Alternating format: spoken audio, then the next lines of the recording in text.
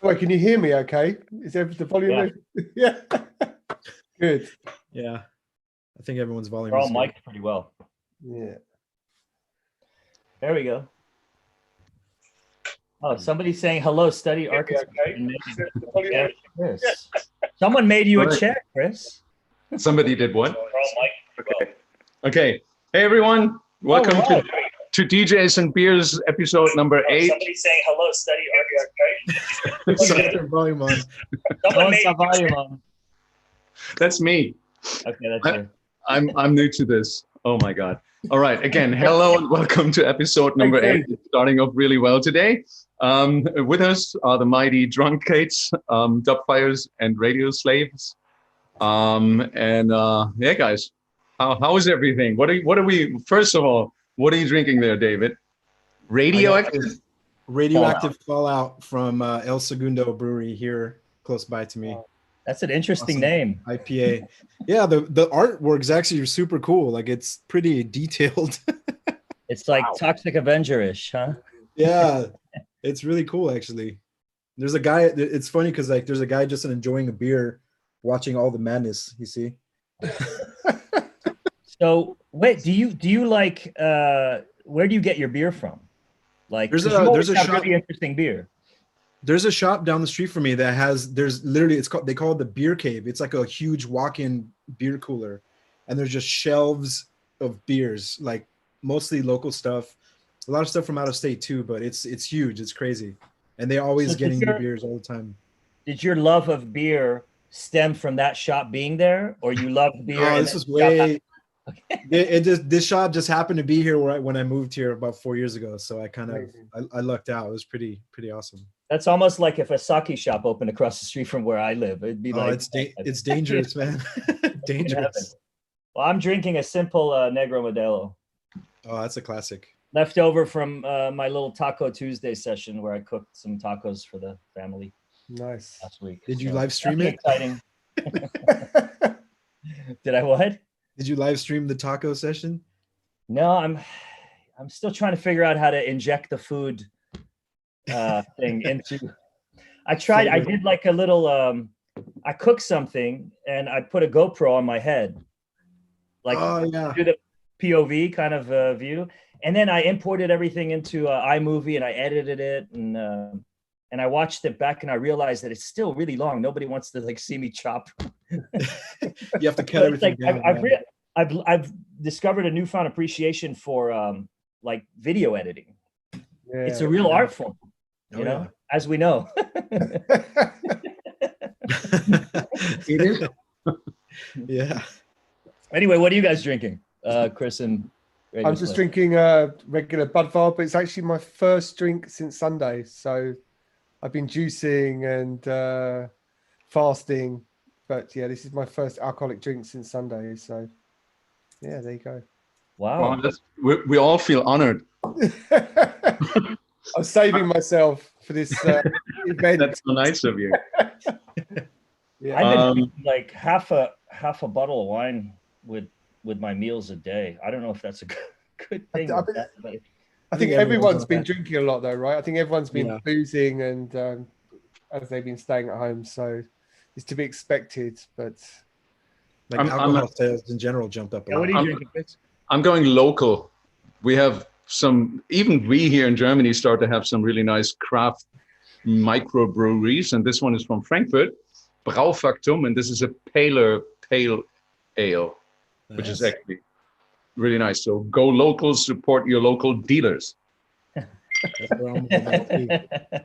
And you also have I remember you mentioning to me, you have a shop that you're a regular at, a beer shop, very close to where you live, right? I'm not that regular, and sadly it's open, but you cannot walk into the the big refrigerator, because that has this big refrigerator as well, and he carries over. I'm sorry, I just have to sneeze because I literally just had dinner and the rest of my dinner is still here, and I put so much chili on there. My God.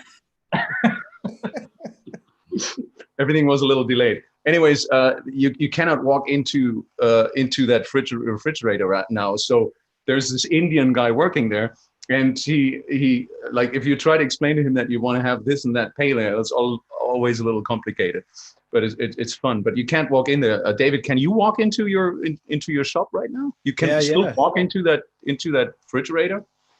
Yeah, the whole shop is open. There's like there's the main section where it's mostly wine and whatever else, and then the back room is all beer. It's like a whole beer cave. You have to wear a mask and everything, obviously, but yeah. Cheers, guys. Cheers. Good to see you all. DJs in rehab pretty soon. Again. Actually, I'm not drinking that much. I'm drinking when we're on, and I have like this occasional beer here and there on a night. That's basically it. My drinking has gone down a lot since not touring, actually. Well, that's for sure. I'm doing 1 or 2 a day still. For all of us, I think, not just you, but Sure. He's about to spit up. What? Oh. Matt, you I have stopped beer up my nose now. Thank you. Sorry. You stopped drinking for a while. How long did you stop, and then when did you resume? I stopped drinking in I think it was like July or August 2013.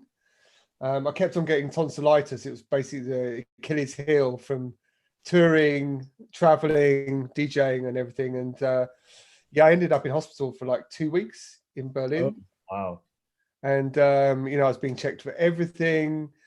I had an abscess in my in German it's Mandel, tonsil, and but he didn't see it to begin with. So I came out of hospital, and then I got sick again, and had to have them out. And I mean, having them out when you're 40 years old is no joke. It's a pretty horrible operation and a long recovery as well. So I had to take off like a month's worth of work. Couldn't do anything. I was like literally eating everything with a spoon, and had to have them out. And having them out when you're old.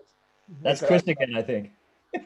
Horrible operation and a long recovery as well. So you, Chris, I had to take off like a month's worth of work. That's definitely not me. You're getting a replay.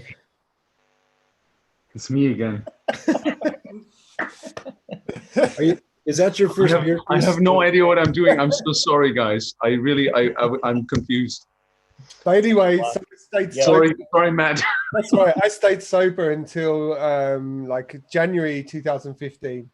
So it was like over a year and a half. And that was completely sober. But I mean, it was great actually. I mean, it was a reset for me. I had loads of problems going or things happening with the label. So it was kind of like it was maybe the reset that I needed. It's kind of similar to now, I was at home, I couldn't work. And but.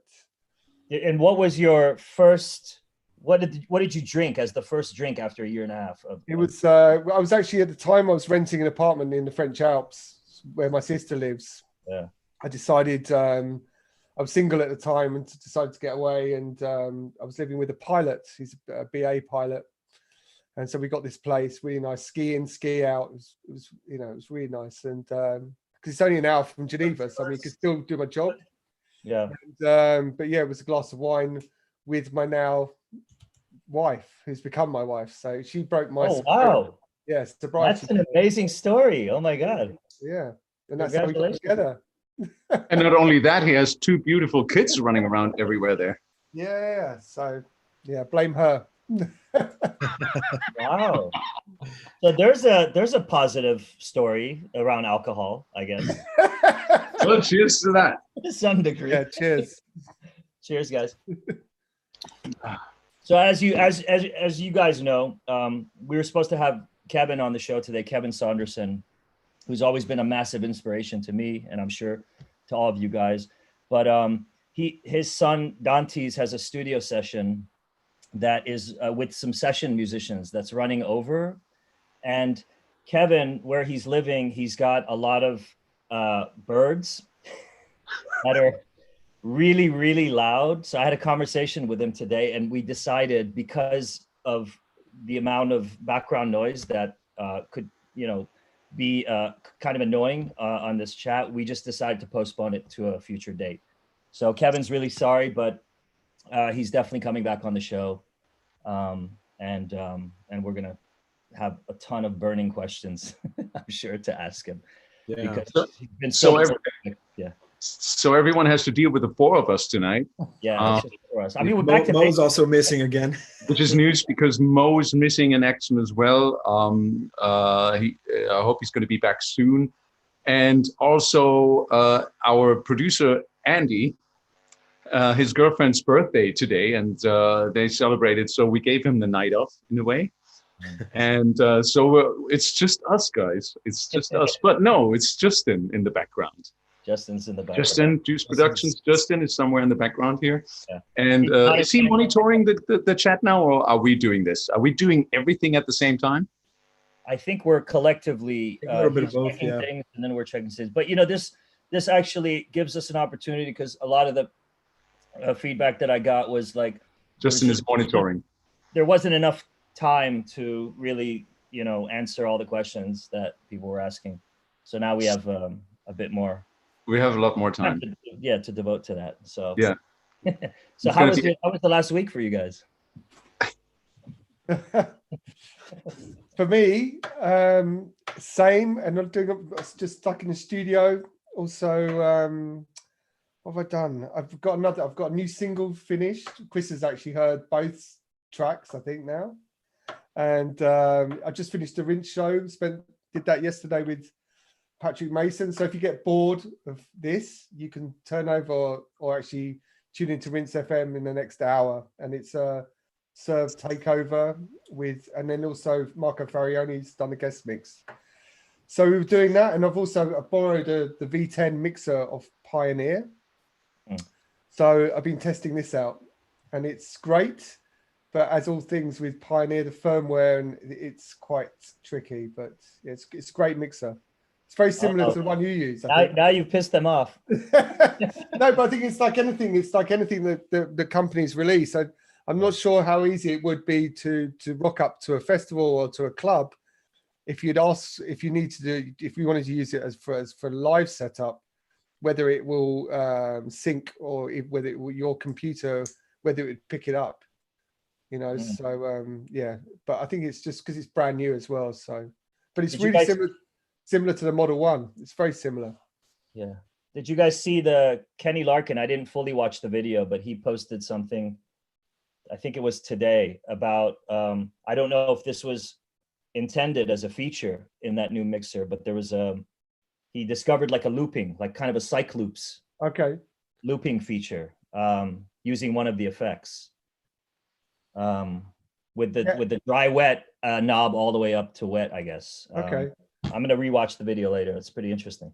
Yeah, no, it's a beast. It's pretty amazing. So it's really is that mixer out yet, or is it all just being tested with DJs? It's out. I think you can buy it. Yeah. But it's great because it's 6 channels, and it's got the built-in send and return. I mean, so you can have multiple effects going, and I just wanted to try it out for doing live stuff to see if it worked as a studio mixer as well. So, nice. Yeah. Do you how many live shows have you done with for the SR? Patrick? Well, yeah, we've done them. Maybe we've done about 8, something like that, or maybe 10. I can't remember. But before we were just using a sound card, and then we started using, and then running into a mixer, and then we started using the Zone 96 and using the internal sound card in that mixer. But it's not particularly stable, so I wanted to try something else. So just because with our live setup, you can literally put it into a bag as a carry-on, which is great, you know. So there's no extra costs, and it also means it's quick to set it up, and yeah. So I just wanted to see how it is, but yeah, it's good. No, it costs. Did you tour with any, like, did you have any other personnel, like someone doing lights, someone running the video? With the serve thing, I always take Will Kinsella, Hi Basil. Big hello to Will. He's in Dublin on lockdown, and he was our tour manager for these events, kind of set up. Because I mean, doing like when we played at Printworks, I mean, we went and did a sound check. But like anything, if you've got to play and someone else is playing before you, as I'm sure you or Chris know, or you guys know, I mean, it's hectic as hell. You know, it's loud. You know, there's not much light, and it's difficult. So it's great to have an extra set of hands. You know, also when you walk off as well, when you're finished as well, to pack it all down and make sure you haven't left some leads lying around, which we've done. Yeah, so I used to, like, I did the odd gig with the USB, and I would 99% of the time forget to grab the USB when I finished. I don't know if that's a common problem with DJs who are always playing that way. Like, David, you play with USB, right? Usually. With a USB drive on DJs, yeah. Sorry, I was what was saying? You were somewhere else. Where were you? Yeah, no, I'm actually also monitoring the chat a little, and Spino, OSC Spino is actually saying you could record and loop on the DJ M600 too. Did you guys know that? No, I don't DJ with the Pioneer mixer though, so that I haven't tried that. Danny Howells is watching us. Danny. Oh, is he? Friend. Oh my God, what's up, Danny? Hey, Danny. So at the same time, I'm basically kind of monitoring the chat, and guys, shoot our questions. Since we don't have a guest tonight, we're very happy to answer as many of your questions as possible. If you want your question to be answered, you better put them in multiple times. So we will not skip them. We all look at our individual chats, so that is a good thing. Yeah, I'm sorry, I didn't want to interrupt you. Chris, have you ever thought about taking your project Burn Slow live? Oh, yes, I do. Yeah? Yeah. Is that in the works? Well, you know, I'm getting closer and closer to the idea. This big break here that we're having is actually really helpful in order to continue my thought process on this. But since the Burn Slow album, for those guys who don't know it, you should really maybe take a moment and find it. It's released on Mute Records in September 2018, and Matt Radioslave just did a fantastic remix for it as well, as did Ali Dubfire, did a fantastic remix, which is already released for No Regrets. So there's a remix packages coming out, and well, the music on the album is not really dance music, as most of you know. So it's kind of like I always had the issue to, if I take this live out there, you know, people would maybe expect to have a pumping techno set going on, and then they stand there and what is he doing? You know, who is singing there? What's going on? And I didn't want to do this in this way. So I didn't do anything about a live set for the Burn Slow album, but I'm getting pretty much to finishing the second album now, which is also going to come out on Mute. And while I'm doing this album, I was basically thinking of how can I turn the Burn Slow album into kind of a way that it's still danceable. And this is why I started to sit down and do dance remixes of all the tracks. And I'm kind of at track number 6 now. So I can basically play these, and you guys who are watching, you can basically tell me if this is a shitty idea or if this is a good idea, because I'm still working on it. So my idea was, when the new album is out, I can go basically on tour with a new album, playing this live with my partner, Ralf Hildenbeutel, who I do the producing together for this Burn Slow music. And, you know, and my idea was that you basically do the live show at 11 at night, at the beginning of a club night. So just like a concert, like people come in and then you do this night. And then I slowly, once the second album live set is over, which is kind of like a listening thing, more or less, because the second album is actually a little bit more up-tempo and it's kind of danceable, but it's not a 4/4 beat. So it's still different. And then I slowly, after I'd done that bit, I slowly go into the techno versions of the Burn Slow album, and I play that live, and then the whole night just goes into a DJ set while everyone else leaves the stage, and I put half of the equipment aside. I'm going to continue as a DJ set. So this is my idea at the moment. I mean, or you could just play not the type of venues that we would typically do a DJ set in. You could play kind of performance, like small performance rock venues, and still maintain the original kind of mood and vibe and production, like mellow production quality of the stuff. That's another. Yeah, I still like to probably DJ afterwards, because it makes sense. So so I would be in a normal club, but the first, let's say, 2 hours would be a little different, and then you get into a DJ set. I mean, I'm still in the considering thinking process, but thanks to the time we have now, can you say that actually? Thanks to. I'm really busy doing all these techno mixes. Yeah. I mean, you played one of them in your set that was mind blowing. With the female spoken vocal, is that the one? Oh, that's the Polly Scattergood remix I did. Yeah. No, that's an original track of Polly Scattergood. She was a vocalist, or is a vocalist, on one of the tracks of my album, and she asked me to remix one of her tracks of the album. And I did that. And if you were still at it, like, how was your week? I actually did another 6-hour live stream this time on Sunday morning for whatever reason, because I felt like I want to be jet lagged again. No, I wanted to dedicate the mix for everyone in North America in a way, because I basically target my live streams, which I do every second Saturday, to a certain territory. So it was Italy, it was Spain, and then it was North America. So I had to eventually play at a time where it is evening or night in North America. So for me, I started at 6 a.m. here, which is great because if you can see that, that's my window there. And I have this Rolo up there.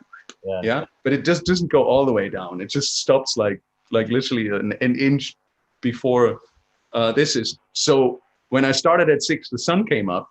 And I immediately had this after-hour feeling, when you play in a club and the sun comes through the windows. And I was sitting here, and it was such an interesting experience to do this. You have the smoke machine. Panorama bar vibes. And the smoke machine and everything. And I want to mention one thing, too. Our hearts go out to all the family and friends, obviously, of Pascal Feos, who sadly passed away last weekend.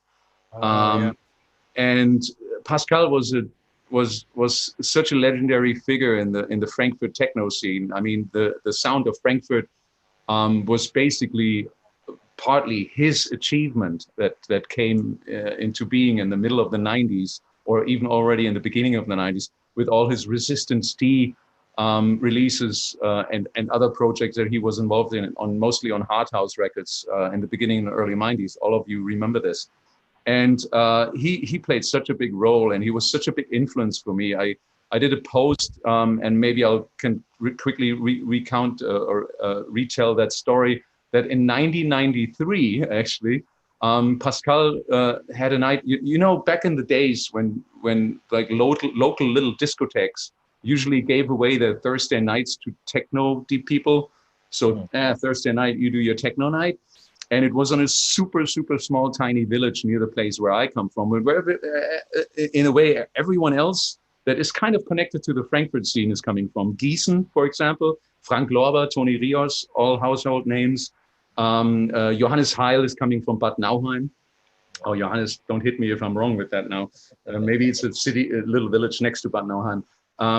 Pascal came from this area. So everybody came out of this area in 93.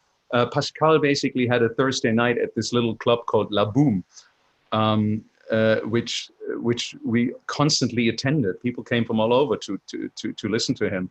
And he played this one record by DJ Tom and Norman called Tales of Mystery. Does anyone know that record? It was released on Overdrive Records. You know Overdrive Records? Yeah. Andy Dux's label. And I remember I ran up to the DJ booth and just like looked through this little window that was there and just like looking at the label. And I just still remember the label saying Tom and Norman, Tales of Mystery. DJ Tom being Tom Wax, who later did A-Wax, It's Our Future, that big hit. And also Norman, his real name is Norman Feller, who later on did all the Terry Lee Brown Jr. releases. You remember the Terry Lee Brown Jr. releases? I love it. Legendary, like such amazing producers. And this original track, Tales of Mystery, was kind of this rave track. And in that moment, I was like, oh my God. And also Pascal with his Resistance D project, he just when I was in a record store, just essentially discovering techno, and I was drawn to these early trance sounds, especially from IQ Hard House, and it was just amazing. So Pascal always played a real huge role, and even though we haven't really been much in touch in the last 10, 15 years, I rewatched some of our gigs together because we were filmed by German television when we did a gig in on a big like fair, whatever you want to call it, in 2001, and I still remember it as if it was yesterday, and it's just literally 19 years ago. And it kind of really, I got these news about 6, 7 hours. Actually, I got these news because of you, David. You posted it in our group chat, and that's I was in the middle of preparing my live stream, and I was like, oh my god, and it really hit me, and I feel so like my heart is really with all his friends and family right now, because it's such a tragic loss. And so he was so young still. He was just 52, and but he was still living in Frankfurt, or did he move? When was the last time you spoke to him? I can't even tell you. Maybe 2-3 years ago, and I think he didn't live in Frankfurt. He lived somewhere outside, but close to here. Yeah. And so I tried to pay tribute to him as good as I could in my live stream. And so I started off with 2 Resistance D tracks, 2 classic ones, and that kind of set the mood for the night. And it was an interesting emotional ride somehow on Sunday morning. In case you want to see that, it's somewhere on my YouTube channel still, for those who haven't watched it. I mean, he was a legendary producer. Yeah. I wasn't a one out, but yeah. Yeah, and when you come back, we'll cheers to Pascal. Cheers, Pascal. We'll miss you. Cheers. Cheers. Have you known him personally, Pascal? Any one of you? No. Not me. I think I've met him. I might have met him at Amnesia in Ibiza a long time ago. But no, I always wanted to. He was one of those producers whose names, I mean, he has such a unique name as well. I love that name, Pascal Fias. And you know, it was one of those names that you constantly, when you went record shopping, you would look for. Yeah. You knew From the essence of sound. Yeah. Oh, is that what it meant? Yeah. I never knew that. Oh, wow. But like, you know, he was so consistently good. And the production quality was just something we always strived for, Sharam and I, in those early days of like discovering all this amazing European, you know, these European sounds. Pascal's name was just legendary. And I was talking to Gregor Trescher. I think he had worked with him for a number of years and was pretty close to him. Yeah. But it's really sad. It seems like, you know, every time we get on this show, we're kind of saluting and tribute to somebody. I think the last 3 shows has been someone's passed away. Yeah, it's I don't know what to think of that, but it's a trip. And now, didn't like Little Richard also pass away? Little Richard passed away, I think around the same time as Mike Huckabee. Wow. What's going on? I don't know. Someone's putting together a nice band up there. Yeah. I went yesterday and got the Cova test, the Cova check. Okay. Just because I was curious, and I think secretly, I think my family here, they were curious whether I had it or not, you know, because they know how much I travel. And I was away from just after Christmas until literally end of January. And then I went away again and then came back to DC. So I was traveling a lot, and I think it maybe put their mind at ease. But I almost wish I'd had it, because then I would have had the antibodies, I would have had the immunity, hopefully. But yeah, it was interesting, the whole experience of just like pulling up in my car, sticking my hand out, and they came out. I had to wear a mask, and they just pricked my finger, and in 15 minutes I got the results. Wow. Is that something that do you have to like contact your doctor ahead of time to do that, or are they just testing anybody? I know I scheduled it in advance. Yeah. Okay. Yeah. I've been curious about trying it too. About what? Trying it. I've been curious about getting it too. Just I think because anyone can get it now. Yeah. So just out of curiosity, Yeah. What I just got. Two more beers. I You have have a fridge down there? I have my kids visiting me, and my kids are bringing me. Oh, nice. No way! Oh my God! Look at this. I'm getting a lot of beers here Oh my right now. God. Yeah. Oh Wait, yeah, I don't need all these beers here. Can you put them in the fridge, please? Thank I know you the so much. beers. Those are really good. To just tell you the truth, my daughter is 14 already, so that's okay. And the other one is 10. And I'm happy that they're visiting me, and I'm happy that they're bringing me beer. What's the drinking age again in Germany for beer, Chris? I guess there is no age. Is she drinking? Huh? Is she drinking beer? Drinking? No, they're not drinking beer. Guys, That's open a beer. Go. But like, Don't raise your kids like me. what's the Did you legal? just tell your drinking age? 14-year-old to open a beer? No. Stop it. I don't need all this beer. Stop it. No, there's not really like there's the age to buy beer in Germany is 16 actually. But my daughters are just totally nice people. They're actually when they're in my car and I just drive like 5 miles per hour faster than it's allowed, I instantly get like, Daddy, you're driving too fast. Do they like techno, Chris? No. They don't like. What do they like? I heard him say yesterday, this is just noise. And that's actually a good question because I was, not yesterday, actually just early on when I took her to a friend of hers, because they're living like 2.5 hours north. So every second week now they come and visit me here. This is why I was still busy doing popcorn just about 2 minutes before we went on our show. And I asked my daughters, like, does any of your friends listen to techno? And she's like, no, it's just like, that's just noise. So my question to also the public, are you only starting to listen to techno? Does it only get interesting for you if you're in an age that you go out to a club? And when you're like 14, you first of all listen to all that TikTok music that is out there. Is it? What's TikTok music, Chris? I don't know. Is it like this, all this auto-tune hip hop stuff that's out there, Yeah. from all these names that I don't know. I always think it depends. For me, it was always like whether it's older sister, older brother. It's always someone who's slightly older than you in your group who's going to start playing you the weird stuff when you're like a teenager.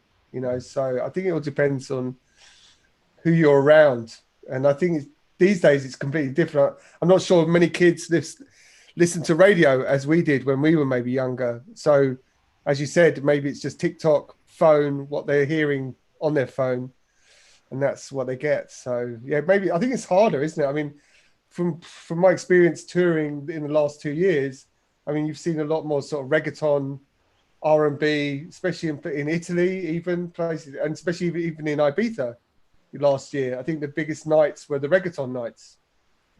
So techno is definitely not as big as maybe some people think it is. Hey, just quickly, Christian Smith is actually watching. Hey, Christian. What's up, Christian?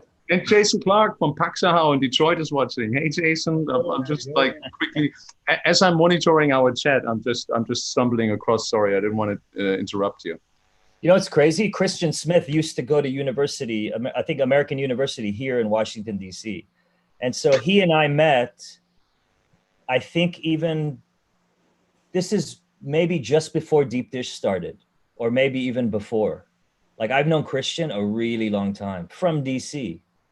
Christian is such a pillar in the techno scene that's unbelievable. Because of Christian, since you're watching now, I'm not saying that because you're watching. You have to stroke his ego. I'm saying it because I just saw your name. But I actually thought about him yesterday as if I may talk a little longer, just guys, stop me. Say what? So we're going to mute you if otherwise, Chris. Do we have the ability to mute each other, or no? Chris only has the ability. Just mute me now. Chris does. No, I don't think we can. Can we mute Chris? No, we can't mute. No. Power. What I wanted to say is that Christian started the night, and Christian, correct me if I'm wrong. Maybe you can put this in the chat here. It was in the Sullivan Room in New York, where he in the end of the 90s started a Monday night, and it was a Monday night techno, and it was amazing. It was so good. Everyone got there. Everyone played there. He had a regular thing going in New York. Yeah, that was every Monday, and that was the first times I ever got to play in New York. And I just thought about that yesterday. But we can talk about this later. Why I thought about this yesterday. I think his partner was a guy named Victor, if I'm not. Yes, Victor. Right? Yeah. Yes. Hold on. Where's my chat? Christian, are you still there? Man, those days in New York, it was incredible. Yeah, yes, he sang yes for 5 years every Monday. 5 years every Monday he had this residency on a Monday night, which is insane. In Washington, D.C., we had an incredible Monday night weekly party called As Posers. well? Yeah, called Posers. I don't know what happened to that dance music or going out culture, but back then the best nights were like Thursdays, Sundays, and Mondays. I don't know. These days, you're hard pressed to find anything at all, really. Yeah. Happening. And how are the guys at Flash? Are you speaking to them, Ali?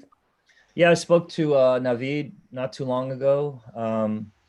He said they're just, hunkered down like everyone else, waiting for some guidance and some signal on how to, when and how to reopen responsibly.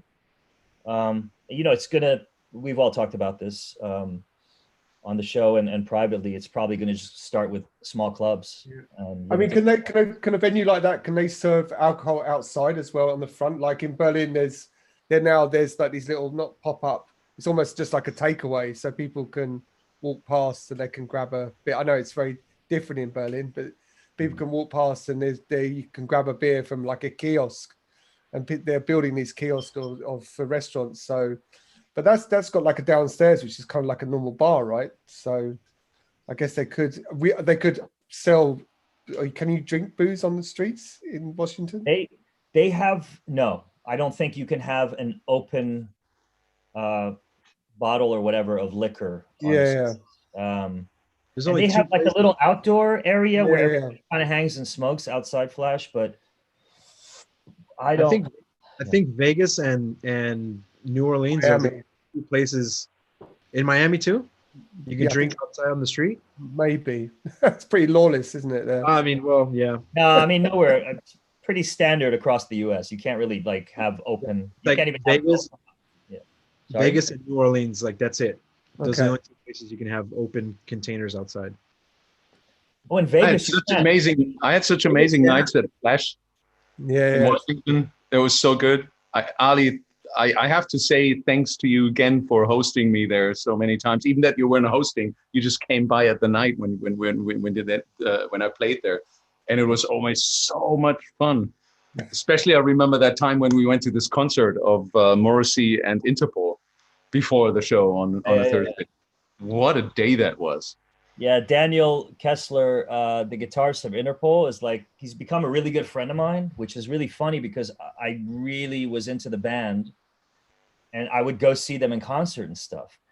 And then, that was when like Carlos Solsling? No, what was his name? Carlos Solslinger. They had a really eccentric bass player. And he became the focus of the band, and everybody was obsessed with the band, partly because of his appeal, and I really liked the band. And then I didn't see the band for a while. Carlos had left the group, and then a mutual friend of Daniel's and I in the gastronomic kind of scene connected us, and we just became fast friends. And next thing I know, we're hanging out and I'm getting, guest listed for Interpol shows, which is just hilarious. And that night the night you were playing Flash, I remember I found out, I was in DC and I found out that they were opening for Morrissey at one of my favorite venues, Merriweather Post. And so I picked you up and we drove to Merriweather Post, had a ton of beer. We got really stoned. And really, it was, really stoned, and I got to experience this amazing open air venue that you have there. One of the most iconic open air venues, probably next to the Hollywood Bowl in the US. Yeah, I mean, I saw everyone there. Depeche Mode, New Order, The Cure. So good. And Ali, were you into like trouble funk and like the go-go scene in DC? Yeah, very much so. Yeah, and they're still going, right? The trouble funk guys are still playing, aren't they?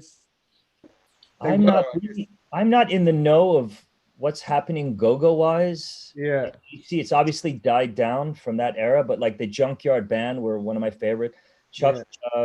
Favorites, Chuck Brown and the Soul Searchers. Yeah. Because it was such a big thing in the UK, like it was literally after like the electro scene, like from about, I think it was about 84. Yeah. Like popping up, and they were huge in the UK, this kind of funk band, this. Yeah. I don't, who was, maybe Chris knows this. Remember the label Rhythm King, which was an offshoot of me? I love that label. And they were starting to license a lot of that old go-go stuff for the UK market. Rhythm King, no. Yeah. You don't know Rhythm King? That's like where, what's his name? A.R. Kane? No, J. Saul Kane and Bizarre Inc. Those things. Of course. Yeah. Renegade Soundwave were the real big ones. Renegade Soundwave, Bizarre Inc. Yes, of course. Yeah. But wasn't that also Italian kind of style, kind of that Italian kind of pop music a little bit? No, that's early? Italian disco. Totally different. Bizarre Inc. was part of this, I think, a little. No. Am I completely off? Oh, no. All right, change of subject. I mentioned techno vocals here, vocals. I'm gonna get a beer. People in the chat were saying, like some were saying, techno has no vocals, and somebody else was immediately saying, like, wait a minute, Black on Black has vocals. Yeah, and it's a techno track. So I think it's a really quickly answered question by all of us. Does techno have vocals? Yes. Yeah, I think it's entirely up to the composition and what you're. I guess there's this whole thing about being purist and it being purely instrumental music, but giving, I guess, going back to maybe the 80s and the origins of techno, there were always vocals, and from like Model 500 and all the stuff that Juan Atkins did, Cybertron, all that was vocal led. So yeah. What would define vocals? Or do these people mean like somebody singing a whole phrase, or like the one word thing? Like everyone is doing the one word thing. Like, does that count? Does that count to that person? So yeah, I personally don't hear many tracks that have like full on vocals, but yeah, you hear the little sample every once in a while that has a little phrase. Yeah, I mean, I think it's coming back as well. There's a lot of like this Russian producers and this borrowing from these kind of 90s influence rave tracks. So they're sampling hip hop. Speeding up hip hop and stuff like that. And but I guess again, it's pretty faddy, but yeah, I don't know. I'm into both. I used to love this record on RNS. Maybe you guys remember it. Fever Called Love by RNS. Yeah. That was amazing. It was like proper rave record, techno record with like this amazing acid B line behind these female vocals. And I thought that worked really well. And I always thought I wanted to try experimenting with that, like acidic bass lines and vocals, like singing and acid. It could be an interesting combo. Yeah, Chris, you've done it as well, right? I mean, you've been doing it with your album, so. Well, but you could consider my album being non-techno in that sense because it has no 4/4 beat. It has. Does that define techno? I don't know. I call everything that I do techno, but if you really strictly see it in the sense of like this got to be a 4/4 beat that's being playable in a dark basement with just a stroboscope and a lot of fog, then maybe that doesn't qualify for this. Yeah. Somebody just mentioned Kraftwerk had vocals, so I mean. Hey, Kraftwerk had vocals, and DJ Rush was like, Rush was like the vocal king. But at the same in the same bracket now here is like the people asking, how is the remix competition going for Black on Black, Matt? Well, yeah, it's now finished. And we've got over 300, about 310 remixes to go through. So hopefully Patrick and I will be doing that next week. So yeah, it's going to be quite a task. I know, because some friends of Patrick's has made some remixes, and I know some people have done them as well. So I think there's going to be, what we need to do is maybe find another person in the room to play the remixes, so neither of us know who's actually made them as well. Yeah, So yeah. something like that. And then David, I think we're going to follow David's. We're going to do, like, maybe we'll do a countdown. Yeah, David, you went through how many remixes? How many did you get in your? I had over 600. Wow. But did you listen to all of them? Yeah, but I didn't listen to them at once. I was waking up every morning, checking my emails, and whatever I got from the day before, I would download that and put it in a folder, and then listen to them, and then sort them out. Wow. That way I didn't have to deal with listening to them all at once. But I didn't expect to get over 600 remixes. Like, that was insane. But how long was the open for, the remix contest? It was 30 days, a month. Okay, yeah. Yeah. We talked about that. Yeah. It's too long. It's way too long. Yeah. Wow. And the funny thing is, most of the remixes that I ended up choosing were done within the first couple of weeks anyway. Right. So I figured people don't need that long. Like, yeah. I think I think the competition for us was open for 3 weeks. It was supposed to be 2 weeks, and then we extended it for another week. And I mean, we could have kept it going, and but yeah, you just went way more and more. Just like, makes the decision super hard, man. Yeah. But you're gonna discover some new talents out there, that's for sure. Yeah, and I think we're gonna do this. We'll follow you in. We'll do like maybe a top 10. Yeah. Which we'll then we'll do as a promo, and then I don't know. We're still working it out. It depends on how much we like. Yeah. Or I don't know, finalizing the top 5 or top 3 down to the number 1. It's hard, but you're making the decision with somebody else, right? Yeah, there'll be. Well, Patrick and I ultimately have to decide, but I think there'll be like four people involved. Okay. Just to make it non-biased. More cooks in the kitchen. Yeah. Oh no, this one I like. This one. Oh, this one's better. Yeah. The good thing is, like, I had a little help in the end, but yeah, it was ultimately my decision. But yeah, Are there any vocals in your remixes?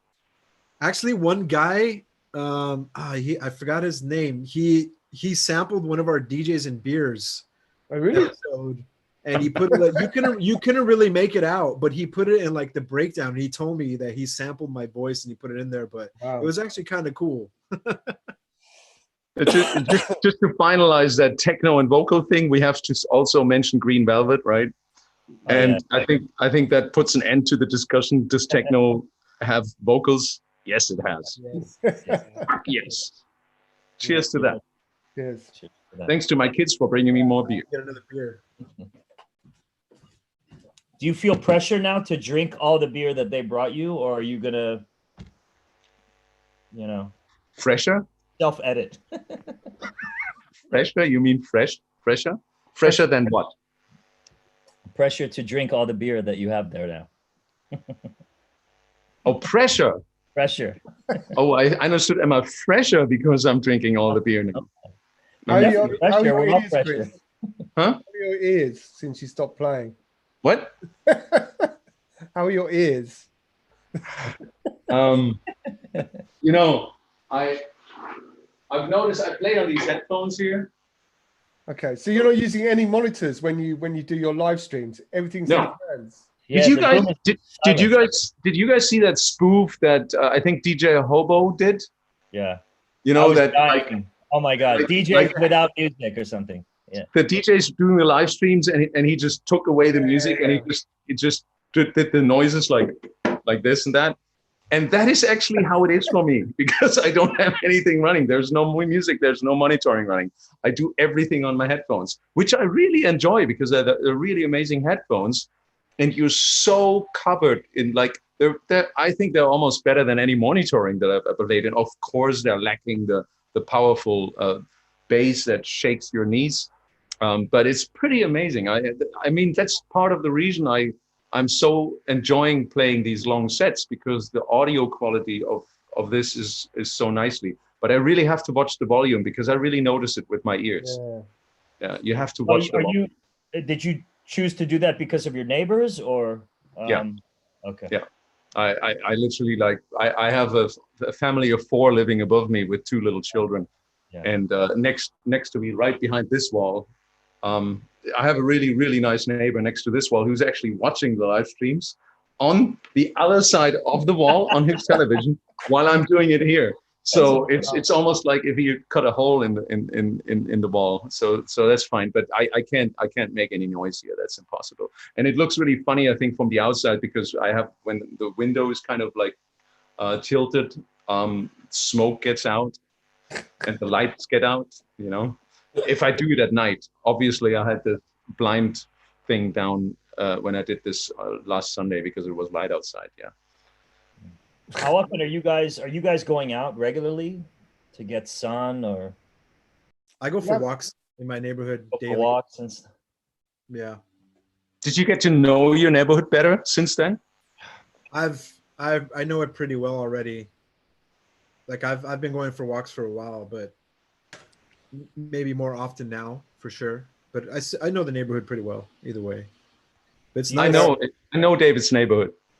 Are you Yeah, you've been here. Yeah. David took good care of one of my Mustangs for a long time. I've taken the Mustang for cruises down these neighborhoods plenty of days. It's nice, man. Windows down. Too bad. No, Oh, too bad. I miss it, dude. I miss it so badly. That was the ultimate cruising car, man. Yeah, it is. Do you guys wear a mask when you're out, like just going for a walk or I don't. Not for work. No, people do though. I can't. I don't Yeah. know how people can breathe. Like, granted, I'm not doing really heavy exercise, but even after walking for like 45 minutes, I'm a big guy, so I start breathing a bit heavy. And like, how are people outside walking around with a mask on? And there's not a ton of people outside too, so I don't see the really. What is that? Oh, nice. that's pretty cool. By the way, we have Neil as well. Sorry, we have Neil as well monitoring the comments now. I've just got message, so keep asking your questions. We're gonna get back to them at some point, I guess. Mask? Chris, what's it on that mask? What mask is that? That's from Lehmann Club, Ah, cool. Okay, nice. one of my favorite clubs in Germany. You've all played Yeah. there, I guess. Yeah. Yeah. I gave a track for their compilation that's coming up. They're doing a compilation. I don't know when that's coming out, but yeah, I provided a track for them. Cool. That's a club in Frankfurt? No, it's in Stuttgart. Oh, Stuttgart. What's it called? Lehmann. It's called Lehmann, and I'm sure you played at the same location because it used to be the M1. Yeah, in I played the M1. Right. For back in the days was owned by Booby, right? Yeah. Yeah. Now it's I played Basti. M1 on the first tour of Germany that I was on. It was with I was Deep Dish and Herbert. Oh, It was wow. Matthew Herbert. Oh, Herbert. Yeah. Long time ago. Thousands of gigs. What else we got? I Ableton got or Logic? something. Jorge is asking Ableton or Logic. I've Ableton. Everyone's Ableton, right? Pretty much. You Ableton. guys. I've Ableton. never used Logic though, but I've always been Ableton. producing on PC. Matt? Ableton. Yeah, everything on Ableton now. The whole Burn Slow project and all the album material is basically done on Logic because I'm working with Ralph and he works on Logic. And I've used to start with Logic in the early days, but then I switched over to Ableton when it was, I think, still version 1.5. So it's just extremely useful when you get used to it for such a long time. But I've heard now that there's a new Logic version, Logic 10.5, Logic which X. gives everyone headaches now because nothing is working anymore. No third-party VSTs and stuff like this. So I'm not sure what Apple is doing there. What? Yeah. Yeah. Well, they're going to work, but it's just crashing the system now because. I thought they cut out support for all that. I was like, wow, that's horrible. No. They didn't do that. It's just like they just upgraded their system somehow, and all the VSTs are not following up. So it crashes the system. Maybe it's on purpose, just somehow. Oh, it's a glitch, and then people are gonna have to start using RTAS plugins or something. But Chris, were you using, when you were doing the DJ shows with 2 laptops, was one Ableton then as well? Yeah, I had Ableton running on the one laptop because I had various VSTs as effect send and returns running. Right. That was one thing, and I had the machine running as a VST basically, and I had little loops going on on different tracks. But I'm not doing that anymore, so now I'm just on one laptop. Okay. And I have machine run as a standalone. I remember giving you a hard time for a while because you still had the 2 laptops. I'm like, why do you need the 2 laptops? You could do both on one computer. Yeah. Would any of you guys ever considering doing like a vinyl set if you were still playing clubs? I do it occasionally. I always take vinyl with me to Panorama Bar, and I think 2 years ago I did for DJ Tennis. For Manfredi, I did a vinyl only set at Club Divisionaire. And actually, it's super nice, but problem, like I think most of us, I'm buying a lot of vinyl, I'm buying a lot of music, but it just ends up in a pile. I'm not like literally putting it in a bag every weekend and traveling with it. So you have to really dig. Yeah, and I've got like a 70 square meter basement in the bottom of my building that's just full of records, and it's hard, go digging. So what about Ali and Chris? Would you guys consider ever doing a vinyl set or anything like that? I did a couple of years ago in Barcelona. We did a label party, and I played back to back with Mahoney. We did like a vinyl set. It was more that night. It was more pushing like that kind of Romanian sound.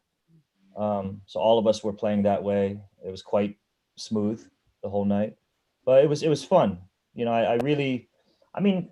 not gonna lie, I miss vinyl. I don't miss carrying it at all, but I do. I have a big stack right here next to me, but I miss the smell. I miss the cover art, or the label art. I really miss. I used to freak people out back in the day. Remember the vinyl that was mastered inside out? Oh yeah. Some of those old Detroit records, like Kevin's record, actually, Funky Mills, Shed still does it. Yeah.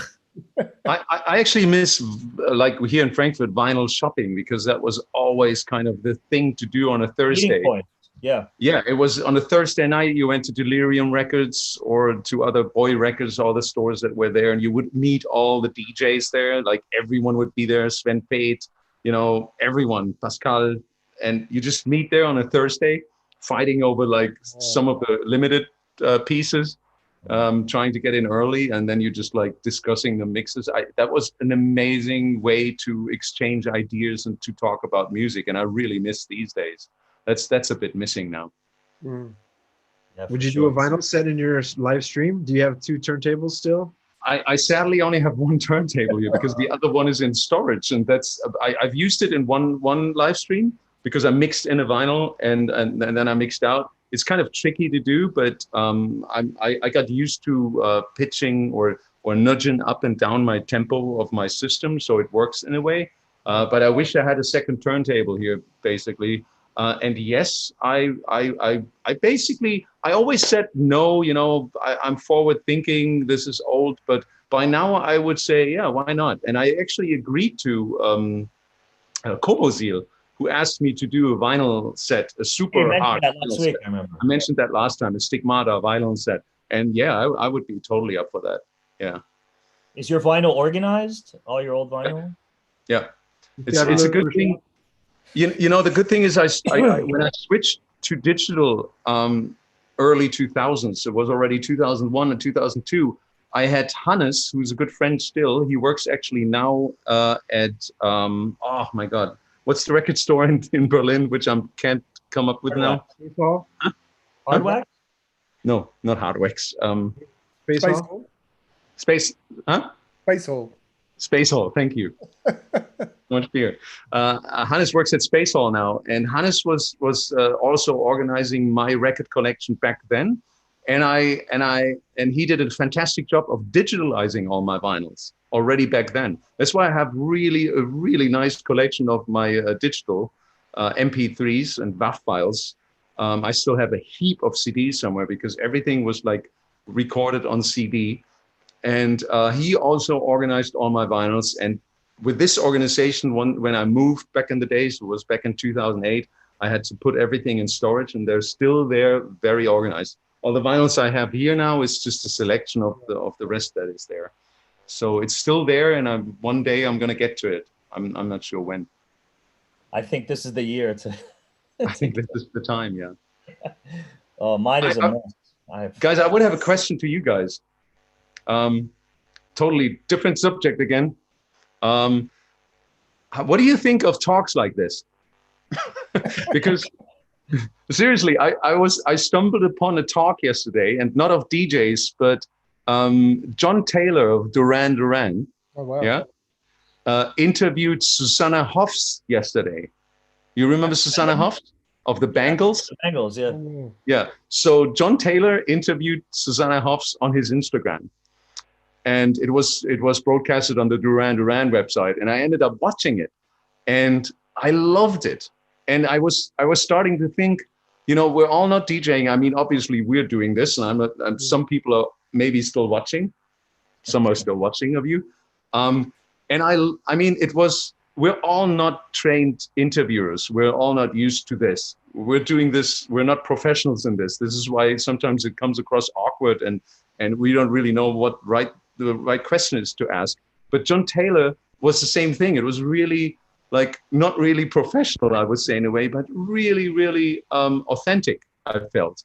And it was so much fun to watch. And I kept thinking, every DJ out there and everyone who basically sits there and maybe feels the urge to do something in the internet, just go and start these talks.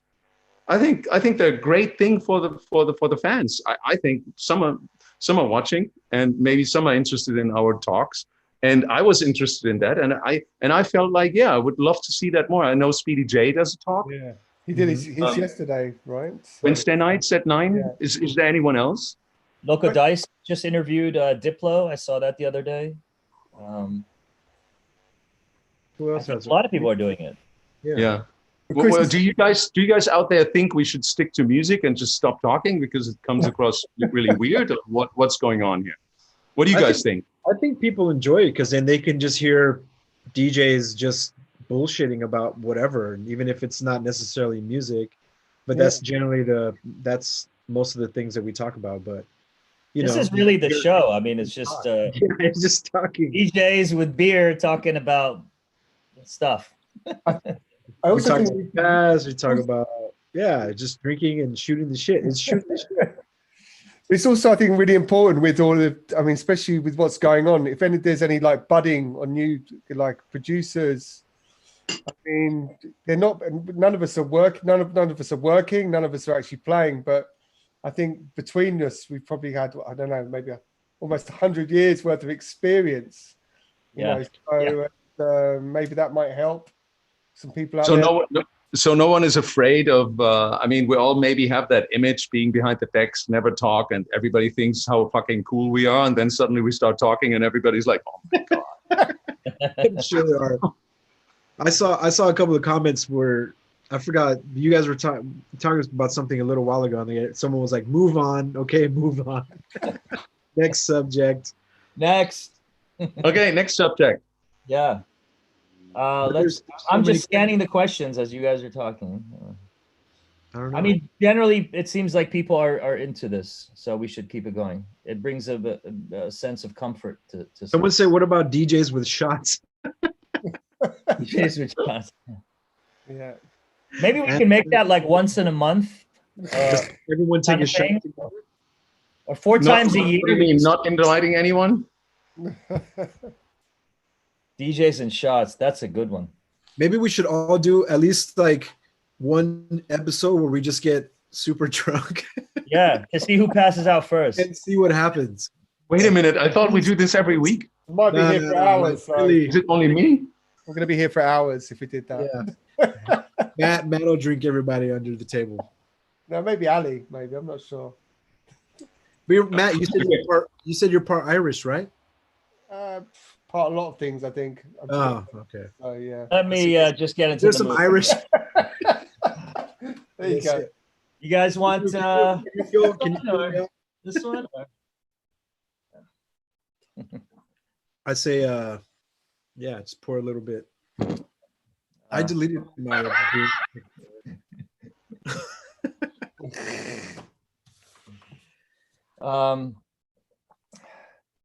Is there any time Eugene Park is asking? Is there any time you left a gig and why?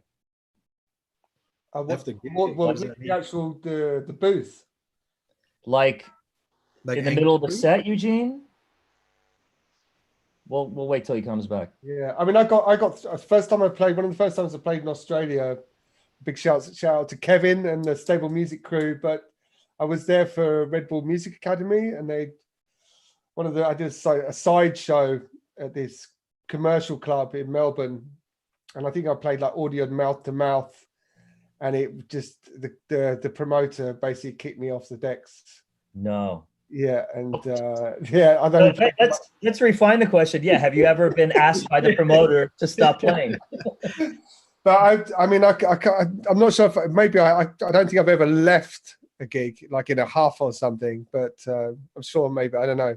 I'm sure some DJs has. I've heard DJs have done that. But yeah, I was actually asked to get off the deck. For playing that track, that was the reason. Yeah. It was like some commercial club. I mean, maybe someone was jumped. Maybe Kevin's watching, but yeah, it was this really commercial. It was like a sideshow because while I was there, it's like a Saturday night club in Melbourne, and they weren't quite ready for that kind of music. So, Oh, okay, I got you. yeah, I actually remixed Mouth to Mouth. We got to get Matthew Deere on the show. yeah. No, it's an amazing record. I mean, it still sounds great. Amazing. It's incredible. Yeah. I've left the show once in Italy. That was the only time I left, but that was after the third tear gas attack, and I was still trying to like stand strong. But as the third one happened, I was just like, "Fuck that! I'm leaving now. This is it. This is it for me." And that was like it took 3 tear gas attacks within like half an hour to make me leave. But otherwise, I've never left really. There was a time where we were doing a droid night. It was me, Mo, and Raiz. We were in Italy, and I was doing the closing set, and the club was going off. It was going pretty well, and apparently there was something going on outside at the door that we didn't know anything about. We're just hanging out behind the booth. I was playing, and all of a sudden, I remember that it was weird because as soon as the breakdown dropped and went back into the kick drum, there was a loud pop, bam, and I don't know. I thought maybe it was the speaker or something, and then you see the whole crowd just go, whoosh, just run out of the room, and it turns out somebody shot at the club. Someone pulled out a gun and was shooting at the entrance, and we were kind of standing around we're like, what the hell happened? And that was probably the only time that I think a set was cut short because of something like that. That maybe brings us to the question of Ziggy. Tell us something about your worst experience ever that you had while DJing. Wow. The thing was, Go ahead first. bad. I mean, no one got hurt, no one got shot. Like it was just some angry person at the door. Apparently, I don't know. There's more to it. Mo actually has a really good story about that night, but he has to be on to tell it. All right. Any one of you guys? Ali, Matt? I mean, it's usually like a eating the wrong thing at dinner. having issues. I think I was in Bangkok, and the food is already really spicy there. And I went to dinner at Gagan's restaurant, and I was with actually he's an Indian chef. His restaurant's in Bangkok. I was with some Indian promoter friends who, to them, it was too spicy. Oh, wow. So that's when I started to get worried. I mean, I love spicy food, but my stomach can't really handle it. And then we were stuck in traffic, you know, and running late, and I just needed to go. Oh my And then we God. got to the club that I was playing, and the first thing I asked is where the bathroom is, and they're like, "I'm sorry, we're under construction. We don't have a bathroom." It was like on a street with a lot of clubs right next to one another. They're like, "But you can go to the club next door."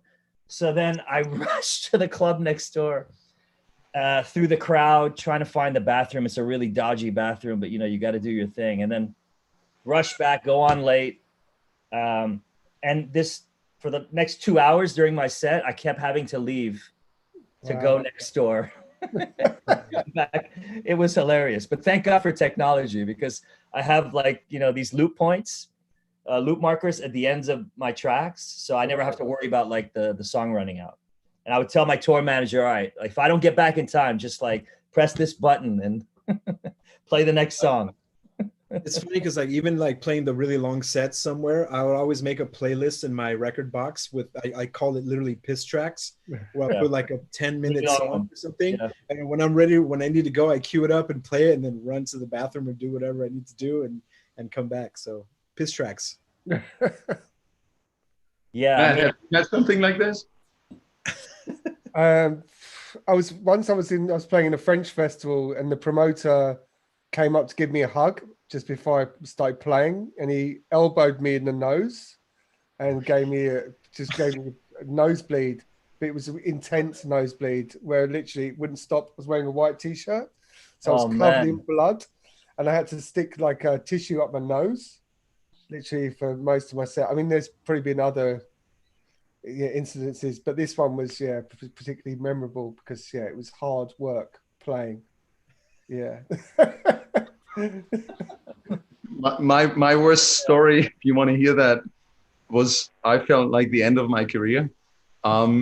It was 2003, and you all remember the Sensation Black parties or Sensation White parties in Amsterdam, and they did the Sensation White parties which was more trance oriented.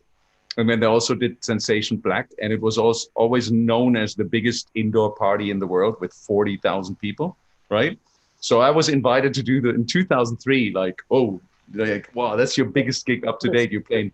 Sorry, I don't mean to cut you off, but that was the one with the booth in the middle, right? Yes, there's actually videos online on that.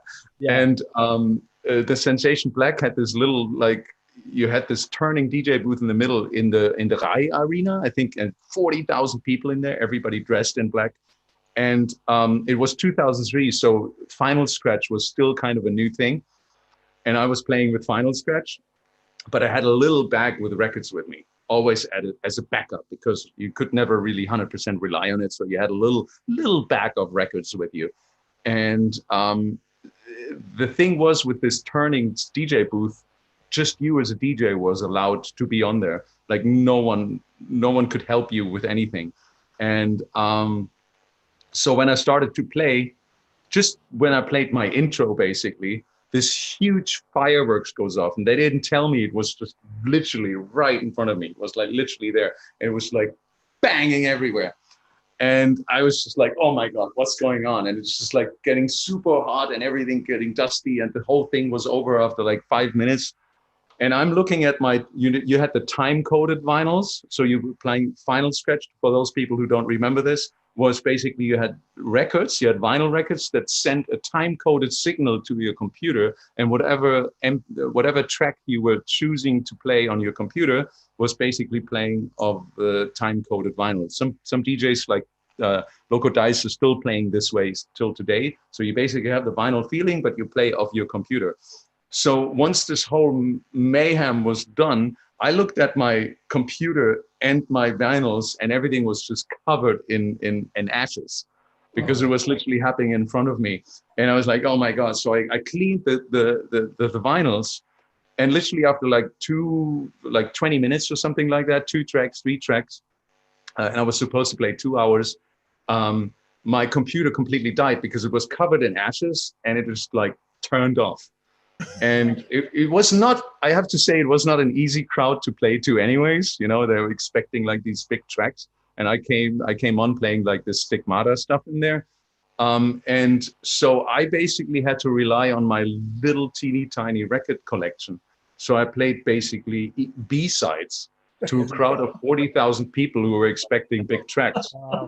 While I was playing B-sides, and I was basically like turning around, and you would constantly see everybody like again and again, and you just see the people like getting more and more bored in front of you. Like, who else was playing at the gig?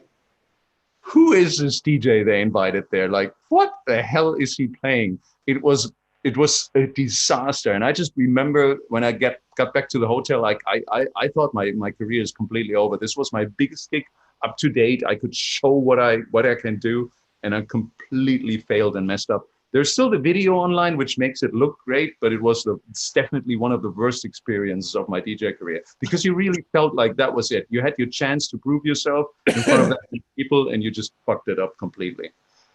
Not even your own fault. If we all think about it, we've had hundreds of horrible. Yeah. I mean, as we're talking, I'm just thinking last year I was playing Kappa Future Festival in Italy for the first time. So this was a big deal for me as well. And it was so hot, unbearably hot that day, like over 40 degrees. And, you know, as soon as you fire up Tractor, you can kind of tell if the humidity in the air is going to affect the performance and slow the computer down.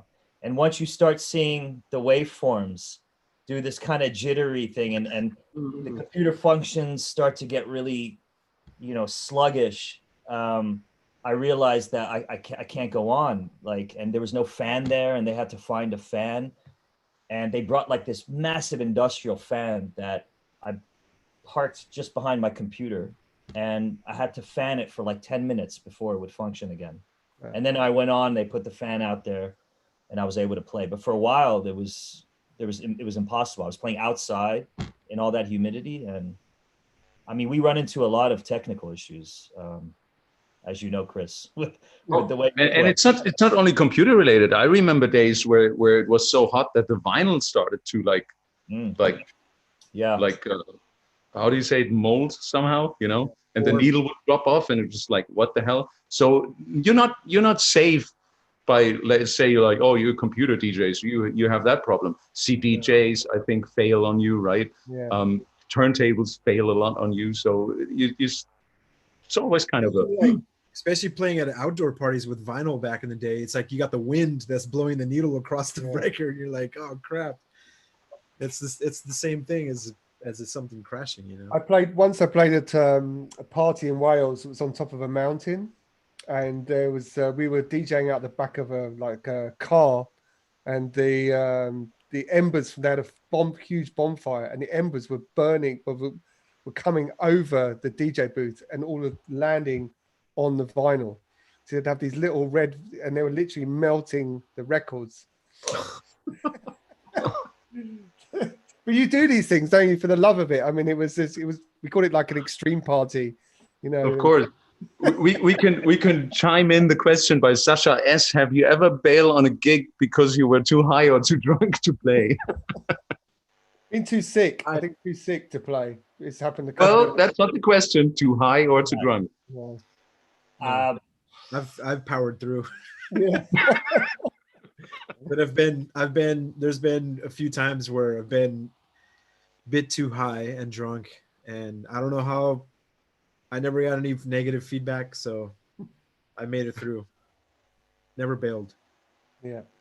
I don't even know how to address. How do we address drugs being high on this show?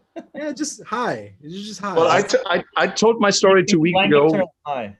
You know, I remember my story from 2 weeks ago when I had like my first mushroom experience. I had to play this open air gig. I made it. Powered through. And that was your last gig, was it, Chris? Was that your last gig before the coronavirus? No. That was a year ago on May 1st. What are you talking about? But Matt, there is another question of Elector on YouTube to totally change the subject. Who does your design on records? Elector.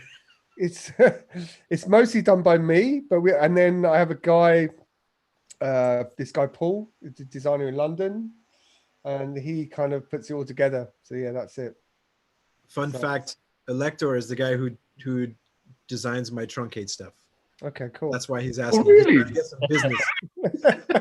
That's so funny. I just saw that question I here. mean, we're always open to you know. I like to. I basically what I do is I take a lot of photos of Berlin, a lot of these torn images, posters, and things that I think, or from touring or from traveling around the world, I think that I can fit onto the label, and if it works, it works, and then yeah, that's it. Chris, someone posted a link to your Sensation 2002 set, saying it's the full set and not boring at all. So there you go. Oh, maybe for today's standards. Frank Quebeman.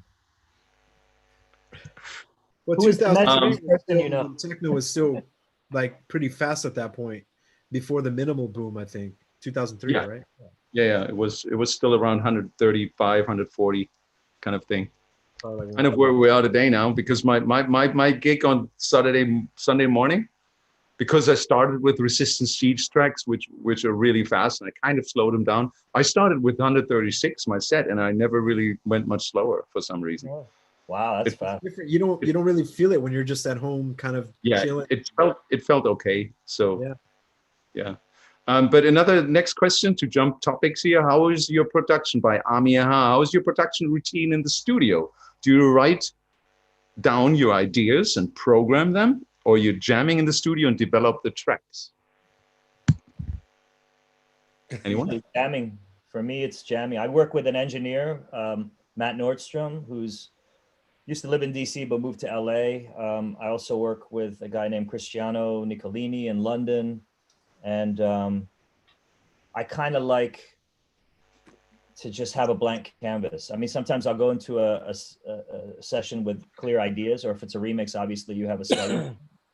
But just dicking around in the studio until something sticks. Sometimes nothing sticks, and it's frustrating. Sometimes we'll work a whole week together, and you feel this pressure of having to come up with something creative. And as you're thinking about that, as the days go by, as the week goes by, and you don't have anything to show for it, you start, it starts affecting, you know, how you're working and thinking creatively in the studio, and that can get really tough sometimes. But we find a way. I mean, Matt and I have been working together for 20 years or so, so we're quite subliminal with one another. You know, he's got an incredible technical knowledge of you know, all this stuff that I'll never have. So we have a good working relationship. Matt? You guys? I mean, with me, I tend to make a lot of notes on my phone and of ideas, and just due to family life and even without being on the road, the time is limited. So I don't have maybe that freedom to just to do sort of noodle around and just do and jam on stuff. Although I have been buying more gear recently in the last year, and but yeah, I've constantly got ideas. I've got like a backlog of things, whether it's writing down like one word, like that'll be a reference, or if it's like a sample from a movie, dialogue, or even a sound from a record, and then that'll be the starting point that will trigger the kind of the writing process. So that's how it works for me. Has anyone ever like had a melody in your head and you sing it into your phone, like on a an audio thing, and then you try to recreate it and it's completely not what you thought? I mean, I did the vocal for you, David, on the iPhone. Nice. Yeah, but like, you know, you just like you said, you make these notes, and I'll have an idea of a melody or just something, and I'm like, I need to get this down before I forget, and I'll open the audio recorder on iPhone, and later on, sometimes I'll forget about it and look through it. I'm like, what the hell is this? You listen to it back, and you're like, I don't remember this at all, and I don't even know how to recreate it. Yeah. I remember I did a remix for Carl Craig years ago, Paperclip People, For My Peeps. And I had no idea. It's such a classic. I had no idea how to approach this thing. And then I was just thinking, it would be cool to get Carl's voice on this somehow. So like before we went into the studio session, I called Carl and I said, hey, can you just speak into your phone and just say the words, this one's for my peeps. And I kind of mimicked how I wanted him to say it. And he thought I was crazy at first, but then he did it. And that was the catalyst that kind of opened up, you know, all the ideas somehow. Hearing Carl's voice and knowing that I had to work it in somehow. And it begins the remix. That's how it starts. For me, that was the spark. You remember his crazy web page that he had with all these like videos of him talking? When he had the first Planet E website, and it was him pitch down vocals and these weird I think so, vaguely, yeah. And that's why when I did this remix of Darkness, I actually sampled all of the dialogue that he would, all his pitch down vocals and stuff like that, exactly the same kind of stuff for that. But David, how is your work process doing all these amazing tracks that you've been doing usually? Well, unfortunately, the last 2 months I have not been very productive, which I've been Well, let's saying. go back like 10 years, 5 years, 3 back years. to I remember times that half of my set were your productions. Yeah, when I'm like in my groove, it's generally just opening up the program, firing up the machines, and just noodling around until something good comes out.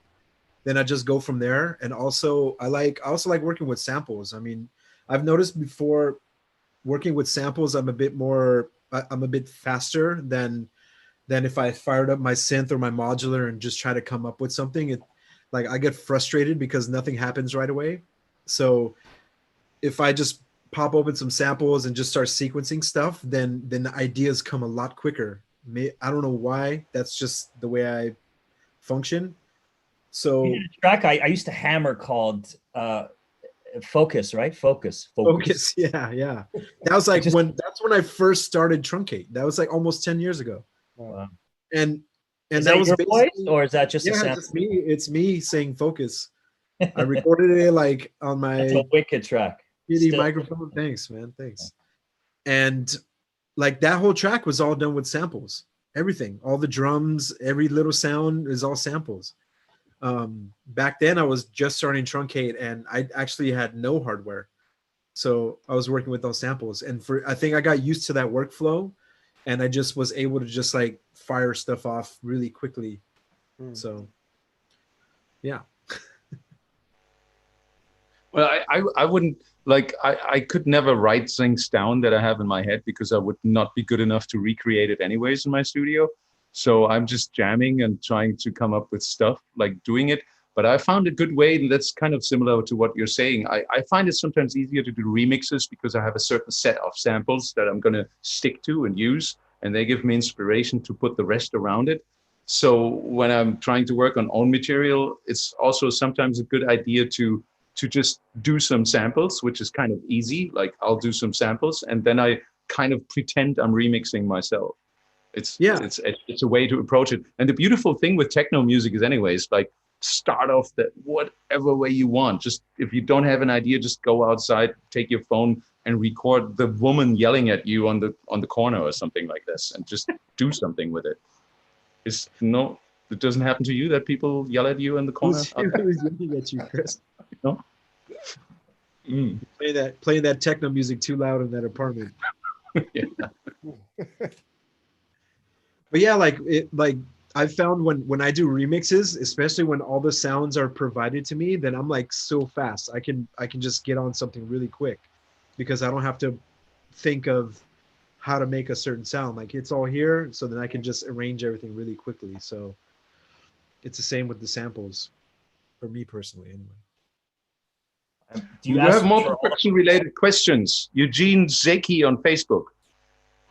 How do you prefer to organize your libraries and all of your tracks, playlists by subgenres, type, sound, vibe, etc.? I wanted to ask you this, Chris. I mean, if you had all your stuff digitalized, I mean, how do you store all your music? I mean, you must have terabytes of music, right? Yeah. So how are you doing it?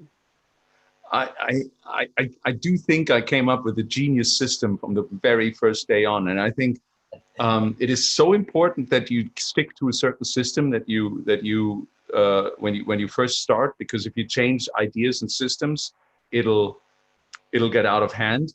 Yeah. I'm curious of how you organize it. I quickly sum up mine. when I started digitalizing my tracks and I put them in, when I used to have my vinyls, obviously you had the new vinyls and you put them in your record box, and then you would basically organize them how you feel about them. For me, it was always like the more housey down-tempo stuff was in the beginning of my box, and the more harder it got in the to the further end. Unless, but the first little bit of my box was always dedicated for the latest records that could be any genre, and then it was usually like from more mellow to harder towards the back. And when I started digitalizing my music, I came up with a number letter combination that is unique. So I would start off with, I actually started off with N1, which is new N1. Right. So the first bunch of, let's say 80 tracks would go into a folder that was just called N1. And I tried to come up with number letter combinations, or letter number combinations in that case, that would not really appear in track names.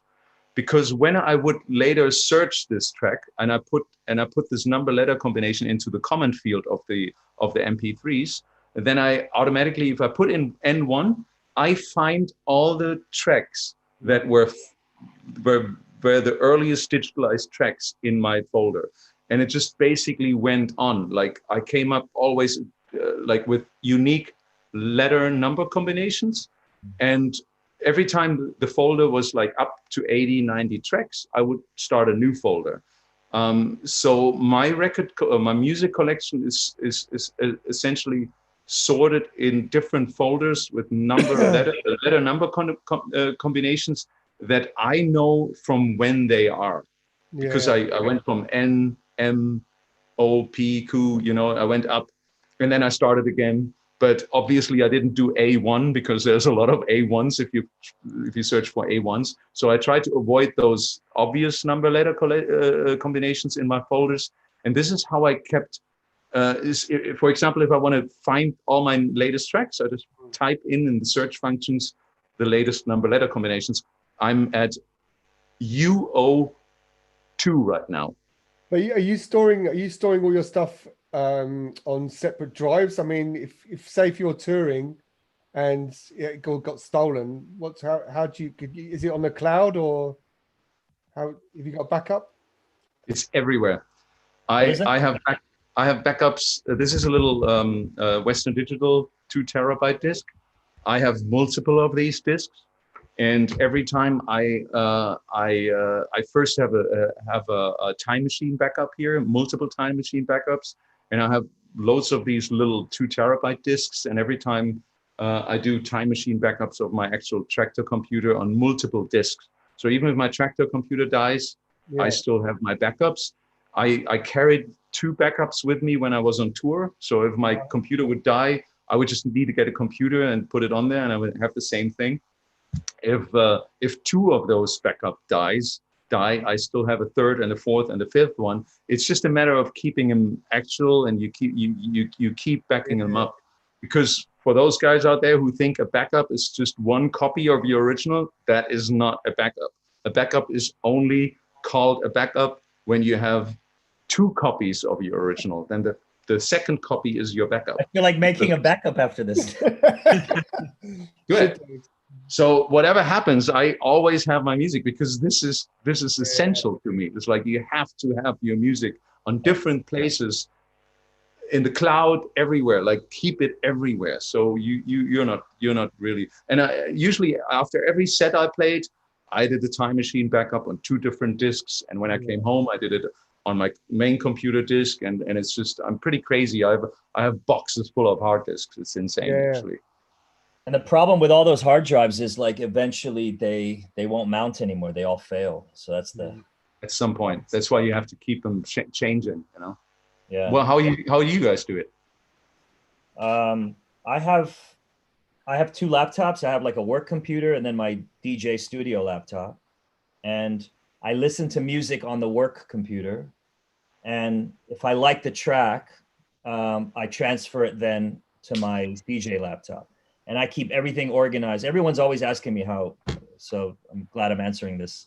I use iTunes. to create playlists. So I have a playlist folder for the year, and then within that I have folders for I have playlists for different genres, and then I key all my music using mixed in key, and I make playlists of different sets that I would play for different places, whether it's a festival or because my sets are so varied that it's easier if I have a starting point. So I like to make playlists because I can insert things that are really old as well, and not forget at the time to play some things that I was thinking of.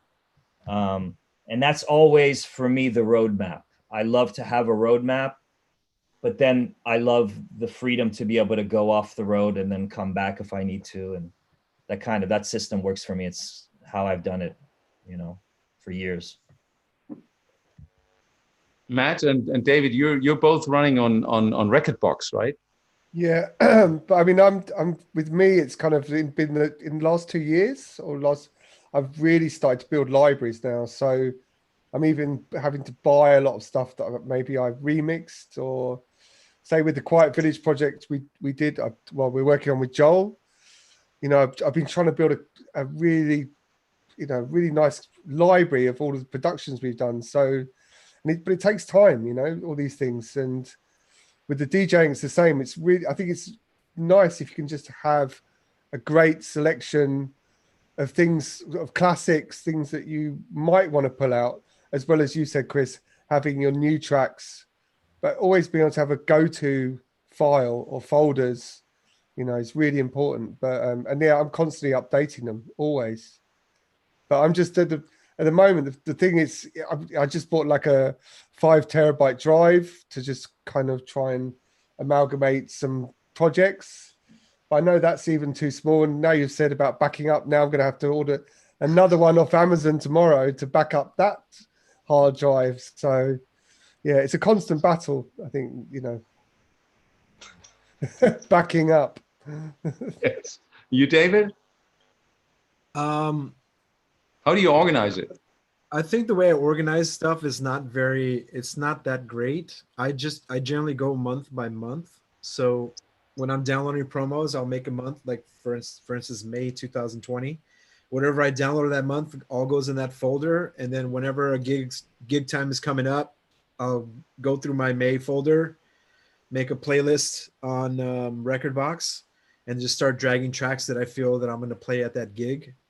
And then I'll generally keep on my USB like at least 2 years of playlists on there, so I can jump back to old playlists from other gigs.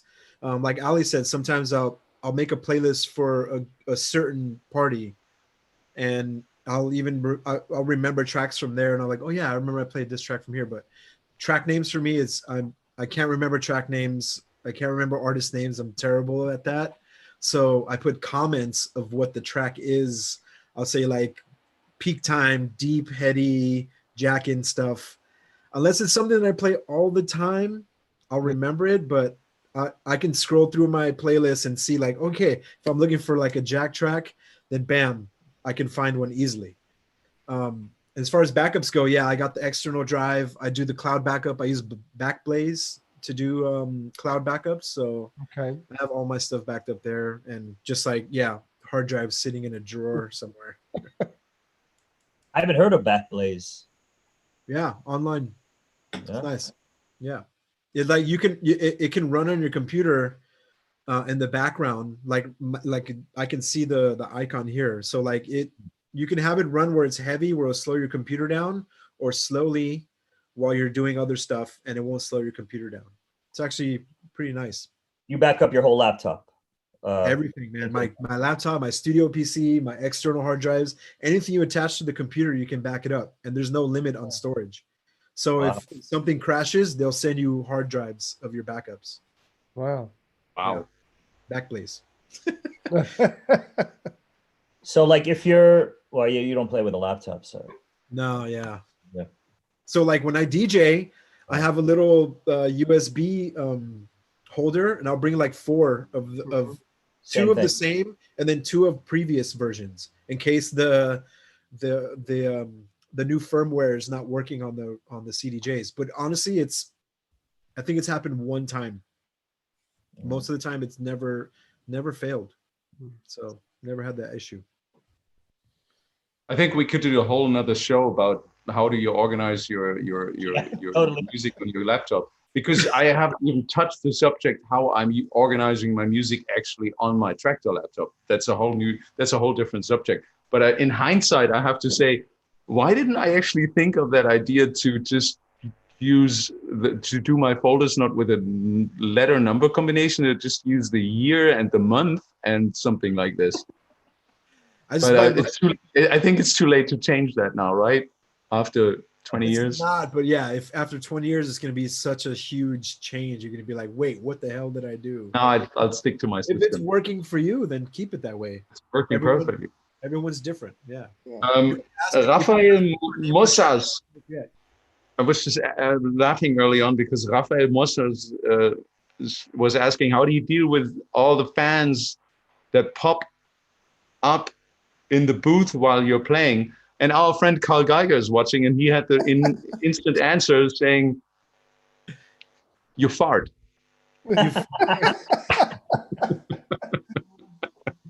So that's so much for that answer. But wow. I have another sort of controversial question. Maybe that's what he says. The question is Saad Ayub. I'm sorry if I mispronounce your name. I was wondering, do the techno industry veterans, are the techno industry veterans judgmental towards artists that are switching from a different genre to techno? Would you play a track or support that artist or sign them if they are trying to make the switch? 100%. I think 100%. I mean, 100%. I mean, I've always been into everything, and I guess what he's referring to is maybe because techno, if you can call it techno, has become so fashionable that now it's the most popular genre on Beatport. So, but I mean, people follow fads or people follow trends, and it depends on what I don't know. You can hear, I think when I'm listening to someone's music, I think I can hear whether they're into it when they've made it. So, yeah. And they haven't just done it because, I don't know. So you say you can hear the motivation. The motivation, yeah, I think in the music. I think so too. You can. And when you meet someone as well, and you talk about it, I always think it's really great if you can actually meet the producers that you work with as well. You know, have face-to-face contacts. So, but yeah, I mean, of course, I mean, everyone's trying to get to the top, or have their place in this thing, so that people will shift from genre to genre. But I think when I look back, I mean, some of the producers that I really love, they've made everything. And this goes for people or producers like Robert Hood. He makes incredible ambient music.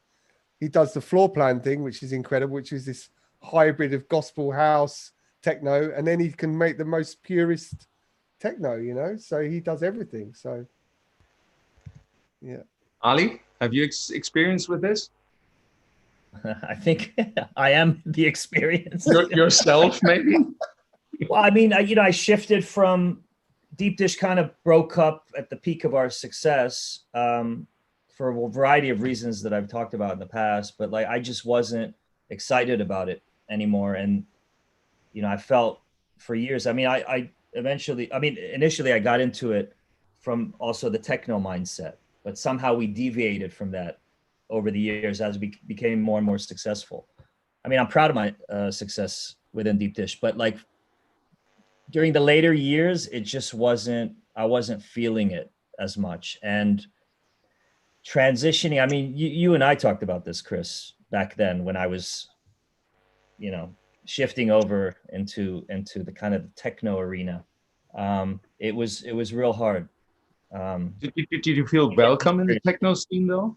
I was friends with a lot of the people on the scene, obviously, because they were all Deep Dish fans, but I didn't feel, that the majority of the people on the scene were very welcoming. I had to prove myself.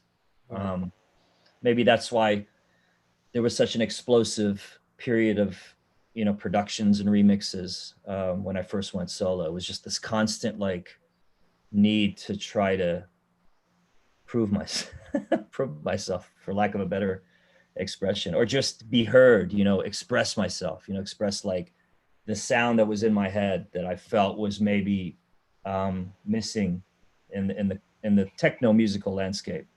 Well, I think you did quite well considering like how you kind of exploded into that techno scene in the early days with your releases like Roadkill and the first, basically the first big one on Desolat. Was it on Desolat? The Ribcage, right? Yeah, that was the first release on Ribcage? Desolat. I mean, when Roadkill crossed over, you had guys like Tiesto playing it and Richie Houghton. Then I was like, oh, maybe I'm onto a good thing. And then, yeah, everything kind of, you know, spiraled onwards from there. But it was hard work, and sometimes it still feels like hard work. But you know, we're artists striving for perfection, you know. And I don't feel like I feel like I've made a lot of great music, but I feel like there's so much more creativity to mine. You know, there's so many more ideas that I feel like haven't been fully explored or fleshed out. So that's what kind of motivates me to keep doing this. I don't know if David, how do you feel about new artists crossing over? Would you help out? Would you be like there, like? Yeah, I think before in the past, like I would have kind of talk a little bit of shit because it'd be like, oh, you only want to do this because techno is cool. But as I've gotten older and myself personally, I've realized that I want to make other genres besides techno as well. And then I'm telling myself, like, how am I going to cross over into this genre? Because like, I want to make some house or some like lo-fi house because I really enjoy that stuff. And how is Trunkay going to, you know, come across to this genre where the people are going to be like, oh, he's only doing this because it's cool or something. So before I think I would have my reservations about it, but now as I get older, I'm like, do whatever the hell you want to do. You know, like if this is what you want, if you're doing it only because it's popular, then maybe that's not the greatest reason to do it for. Not that I would totally dismiss the person. They might generally enjoy it. But now I think just as you get older, you just kind of start giving a shit less. So you're just like, yeah, do whatever they want to do, you know, like if you do a really good job, people are going to receive it well, or they're going to hate it. Like that's it. So yeah, I think it's all about just being honest with yourself and the work. You know, if you're honest with the work, then do it. And you know, you don't want to have regrets later in life about not having done certain things, you know, like crossing into other genres and whatnot, you know. Like, and especially these days, like who do, I don't think it really matters anymore. Like there's DJs that can play all techno sets. There's DJ that can play house and they can jump into drum and bass. Like, I think that actually makes you better as an artist, that you can cross through all these genres and do really well and mix these genres very well. That shows your musical I think output.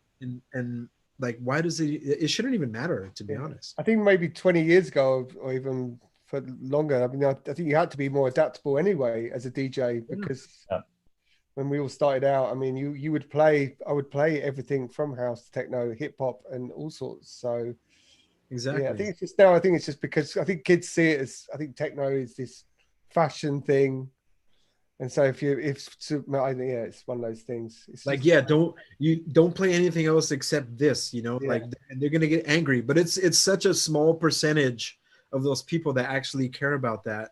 Exactly. Where most other people, they just want to hang out and hear good music regardless of the genre, and they'll appreciate it. So do you guys today feel more freedom to explore different genres or incorporate different genres into a DJ set where you only have like 2 hours? Obviously, I think we all do. We have longer time if we're playing open to close, but in a 2-hour set, are you really thinking, well, you know, they just kind of want to hear me do my thing? And well, these days we could just stop and have a cup of tea, because there's no and come back to it. Because it's stop and pull out a jazz record and go to the bathroom. Yeah. Maybe I think maybe at gigs you're kind of expected to play a certain way unless you're a DJ that's already known for this specific style, or you're a DJ that's known to cross all these genres.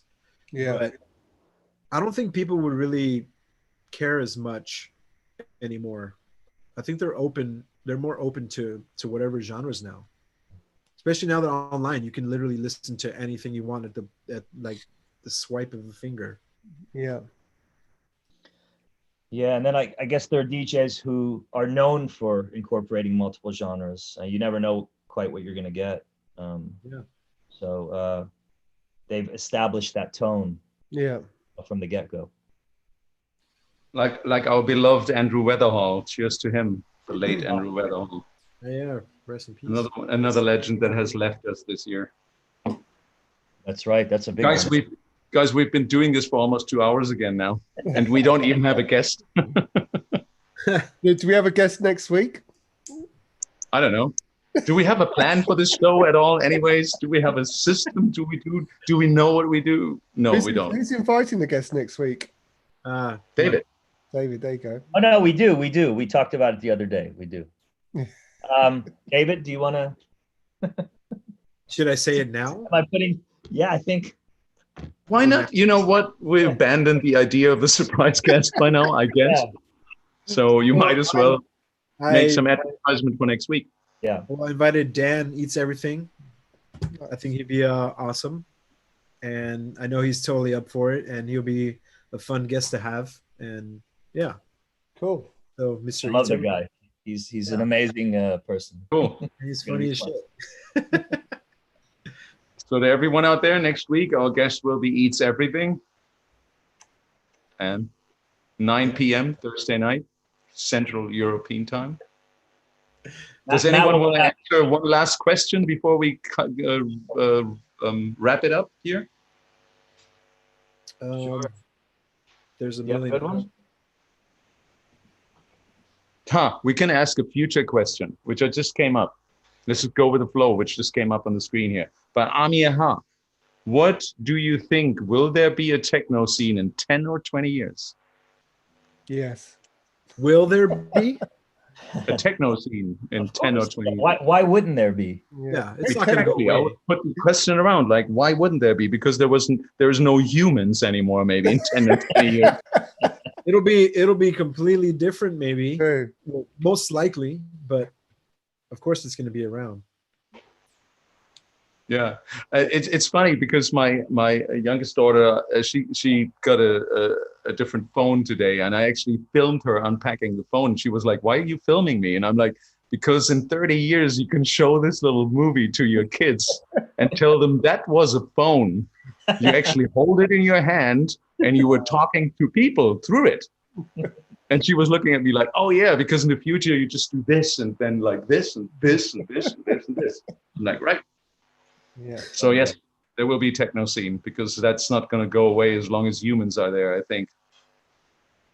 Even if they're at home and you can never go out again, you can just sit at home and with your VR machine and just virtual party. It's going to be something like that. And it's funny when you just talked about like getting into different styles, and I was thinking about my 6-hour sets that I've been doing, and I've been doing 4 of them already in the lockdown. And then maybe I'm extremely narrow-minded, but there have been 6 hours of relentless techno each time. I'm not sure what's going on in my head right now. Maybe try 12 hours, Chris, next time. Yes, I'll try. Just go as long as you can until you just keep drinking until you're just like, I can't. It's like, guys, let this lockdown go on for another 50 days, and I'm just going to do a live set until I just fall over and sleep on my floor. Or go for like and wake up because the fog machine is constantly blasting in my face. Could go to world record. Yeah. Yeah. Like 30 hours. Just dig through all those N1 or N2s or whatever you have them labeled as. M2s. I'm going to go through all M2s. Cheers, guys. Cheers. Are you still with the same beer, David? You killed your Modelo. I got this Los Angeles Ale Works. Second one. That's my second one. Star Kitten. I love how many local amazing breweries you have there in LA Count. We're spoiled, man. Yeah. Oh, you are. I miss this place. It's not going anywhere. Don't worry. It'll be here. Yeah. It'll be different. Are you sure? Unless the huge San Andreas earthquake happens where it makes California an island, but doesn't mean you can't fly here or get on a boat. It's all good. Hopefully. Funny enough, I'm actually pretty buzzed on 2 beers. I'm quite buzzed just on 2 beers. Yeah. I should stop talking.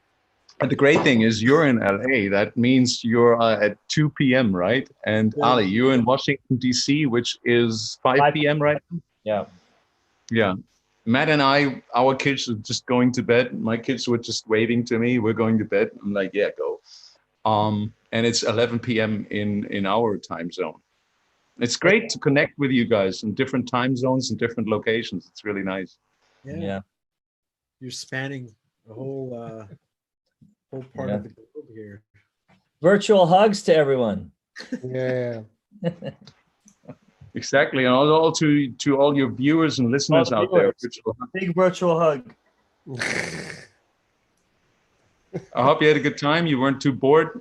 Some people are still watching, which amazes me. Otto says 2-hour talk show and 2 beers. You're absolutely right. We need to up the game. Yeah, true. Yeah. We'll do a DJs and shots one episode. Yeah. See who, we have to make a promise right here. Maybe next week. DJs and shots. next week with Dan. Yeah. With Dan. I'm sure he's up. Oh my God. That'll be down. Oh, that would be funny, actually. Yeah. I thought when in our 100th episode during the lockdown, we'll do that. DJs and shots. But shots of what? Tequila. Tequila. Oh God. I'm down Okay. for it. It's even though it's early for me, but it's okay. I have nowhere to be. On the I think Matt's not down for it. Matt, you're down for that? Yeah, why not? Yeah. Matt he'll have little cups of water and be like, yeah, I'm taking a shot. Yeah. And we got to rely on an honor system here. So tequila. Okay, everyone. Yeah. Tequila or mezcal? What do you guys think out there? Tequila or mezcal? Mezcal for me, I think. If it's shots, I'll do tequila. What mezcal? You really what? Mezcal, yeah, mezcal's more sips. Well, maybe we can sip mezcal in between the tequila shots. Oh, that's bad news. It was just funny. It'd be funny to see everybody just fall apart live on. People would love to see that. Like, Yeah. Just like when I did my first my first beer session, I was literally getting drunk. By the time it was like hour 2, I think I was like 5 beers in, and people were laughing. It was hilarious. which it was essentially the start of this show, right? Yeah. That was the original episode 0, right?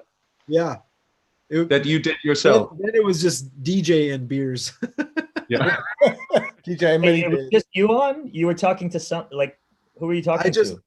I just talking went live to on himself. Facebook. I just went live on Facebook with a camera myself, and I was answering people's questions that were showing up in the comments, and I was drinking at the same time, and then I was just putting random records on. Yeah. And then I got pretty drunk towards the end. You can hear the change in the slurring in the voice and everything. It's pretty funny. Have you looked at it since then or no? That's the only one I've done, because then we started doing the DJs and beers. So Yeah. And DJs Matt was just cheating. He was just drinking some green stuff here. What is that? This is like a pressed juice that my wifey made earlier. Some concoction. oh, nice. Keep me going. So Healthy. yeah, staying healthy. All right, guys. We're 2 hours in. Shall we call it a day? Yeah. Yeah. Time for bed. We're 2 hours in. It was really nice. Thank you guys very much. Thanks, guys. Thanks everyone for watching. Yeah, thanks for watching. And we'll see you next week. Stay healthy. Big virtual hug. DJs and shots. Next week, DJs and shots. Tune in again next week. See you next week. Cheers. Good night. Good night.